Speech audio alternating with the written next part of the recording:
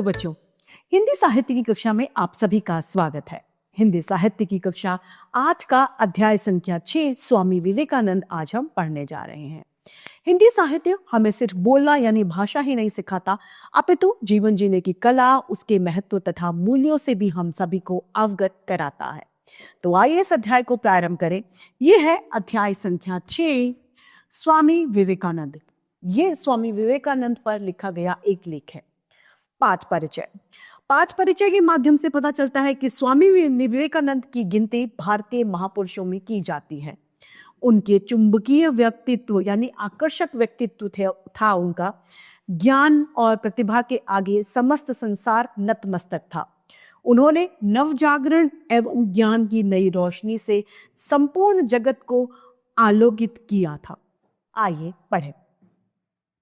एक बालक को कहानी कहने का शौक था, यानी उसे कहानी सुनाने का बहुत इंटरेस्ट था।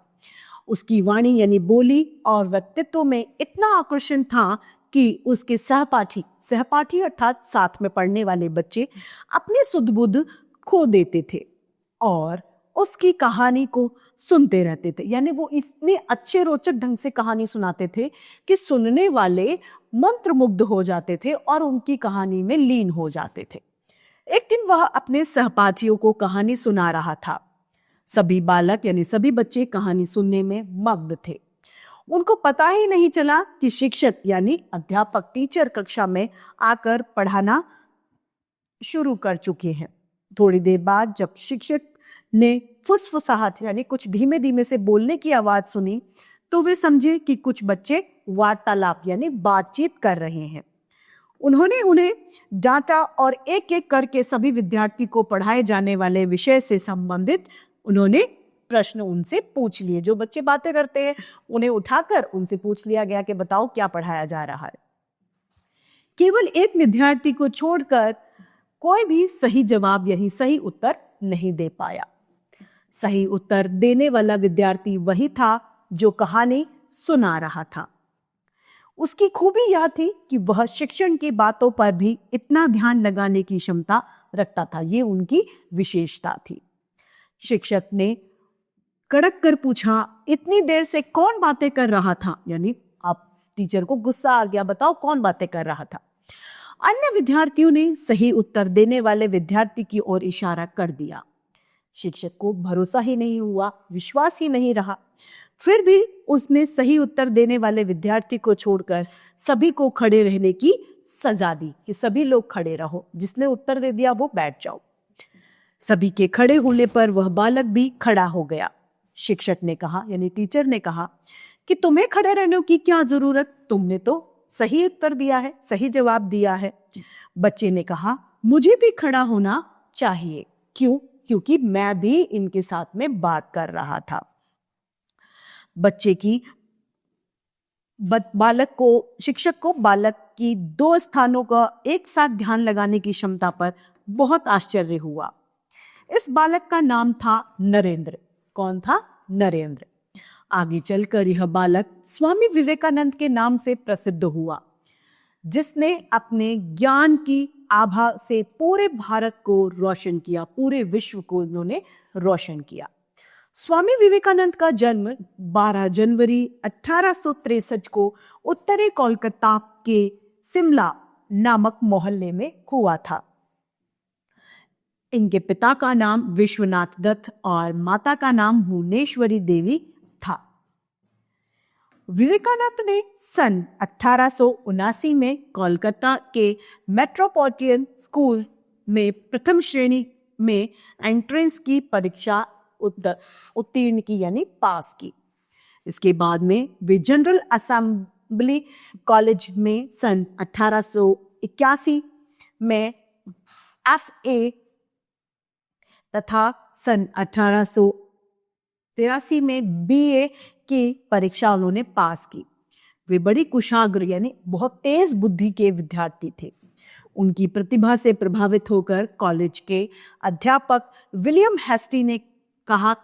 हेस्टी उनके बारे में कहा करते थे कि नरेंद्रनाथ सचमुच तुम एक जीनियस हो, बहुत अच्छे विद्यार्थी हो। मैं बहुत स्थानों पर गया हूं लेकिन इस के अनुरूप बुद्धि और बहुमुखी प्रतिभा मैंने कहीं नहीं देखी है। विवेकानंद में आध्यात्मिक तृष्णा भी बहुत ज्यादा थी। वे बचपन से खेलते खेलते ही गहरे ध्यान में डूब जाते थे। मतलब उनके खेलने में रुचि इतनी थी, फिर भी वो गहरे ध्यान में डूब जाते थे। साधु सन्यासियों को देखते ही अनजाने आकर्षण से दौड़कर उनके पास वे चले जाया करते थे। वे भजन कीर्तन में भी भाग लेते और बहुत मधुर यानी बहुत मीठे स्वर में वो गाया करते थे।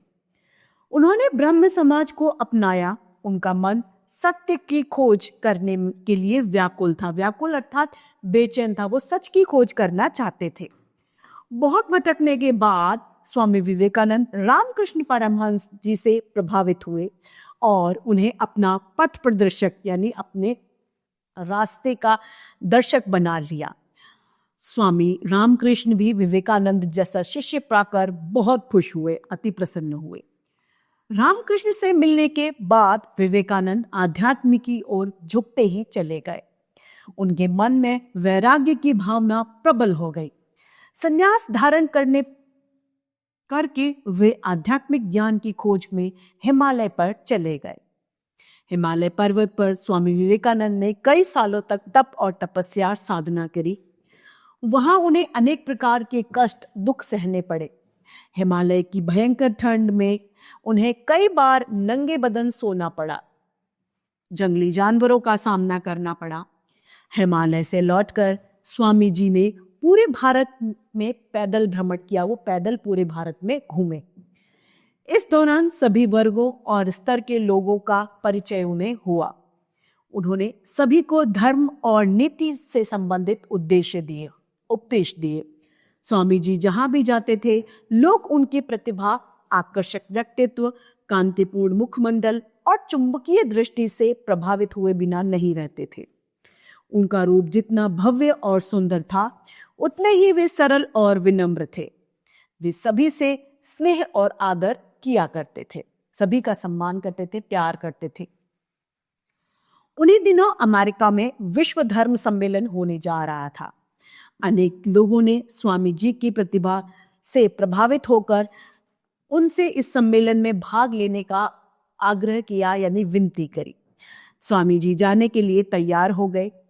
जनसाधारण ने उनके लिए धन जुटाना यानी पैसे इकट्ठे करने किया और वो 31 मई 1883 को मुंबई से चलकर 30 जुलाई को अमेरिका पहुंच गए। वहां उन्हें पता चला कि सम्मेलन होने में अभी देरी है। क्या है? विलंब है यानी देरी है। उनके पास ज्यादा पैसे नहीं थे, इसीलिए प्रतीक्षा के लिए उन्होंने बड़े कष्ट उठाए। क्या उठाए? बड़े कष्ट। 11 सितंबर को सम्मेलन शुरू हुआ। वहां उपस्थित सभी लोग एक सन्यासी वेशधारी भारतीय का भाषण सुनने को उत्सुक थे, बेचैन थे। जैसे ही स्वामी विवेकानंद ने मंच पर जाकर मेरे अमेरिका के भाई बहनों से संबोधित में भाषण शुरू किया, वैसे ही तालियों की गड़गड़ाहट से सम्मेलन स्थल यानी जहां पर सम्मेलन हो रहा था, वहां तालियों की गड़गड़ाहट से गूंज उठा। तालियों के थमने के बाद स्वामी जी के विद्वत्पूर्ण भाषण को सुनकर श्रोतागण यानी सुनने वाले मंत्रमुग्ध हो गए। अमेरिका वासी कल्पना भी नहीं कर सकते थे कि एक भारतीय धर्म पर इतना अच्छा भाषण दे सकता है। स्वामी जी ने पश्चिम के लोगों को बताया कि कर्म को कर्तव्य मानकर करना चाहिए, उनमें फल की इच्छा नहीं करनी चाहिए। स्वामी जी अपने चमत्कारी भाषणों और प्रभावी व्यक्तित्व से धर्म सम्मेलन के सबसे प्रिय वक्ता बने। वक्ता यानी बोलने वाले। श्रोताओं को अंत तक रोकने के लिए बस इतनी घोषणा काफी थी कि प्रार्थना से पहले विवेकानंद कुछ बोलेंगे। वहां के समाचार पत्र स्वामी जी की प्रशंसा से भर गए। सबने उनकी तारीफें करी। शिकागो के राजपथों पर उनके चित्र लगाए गए।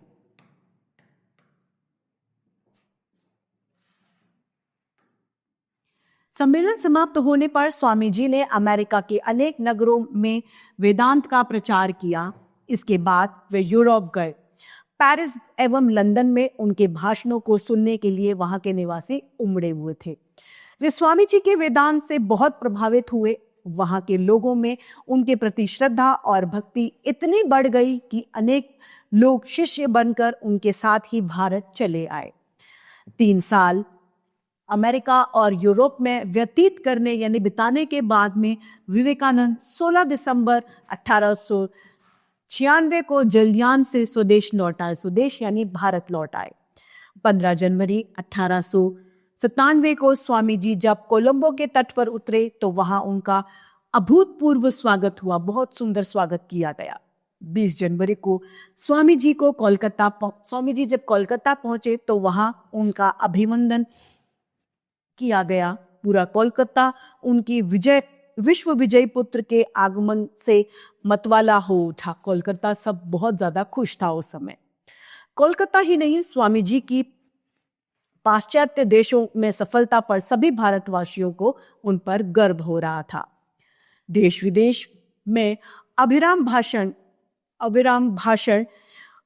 और भ्रमणों के कारण स्वामी जी का स्वास्थ्य गिरता चला गया, यानी उनकी तबीयत खराब होती गई, परंतु उन्होंने इसकी परवाह नहीं की। सन 1897 में रामकृष्ण मिशन की स्थापना की और देश भर में इसकी शाखाएं खोली। ढाका, कोलकाता और बेलुड़गांव यानी तमिलनाडु में स्थान स्थान पर सेवाश्रम खोले गए। सन 1897 में जब भारत में प्लेग की महामारी फैली तो रामकृष्ण मिशन ने पीड़ितों की सेवा करी।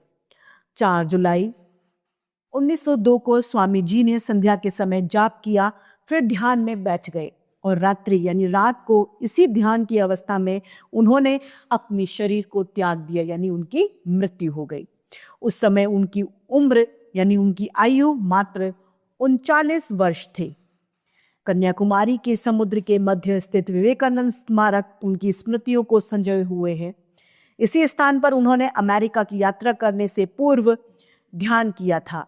स्वामी जी ने नवजागरण को ज्ञान का ऐसा दीपक जलाया जो युगों युगों तक अपने प्रकाश की आभा से संसार को अलौकिक करता रहेगा।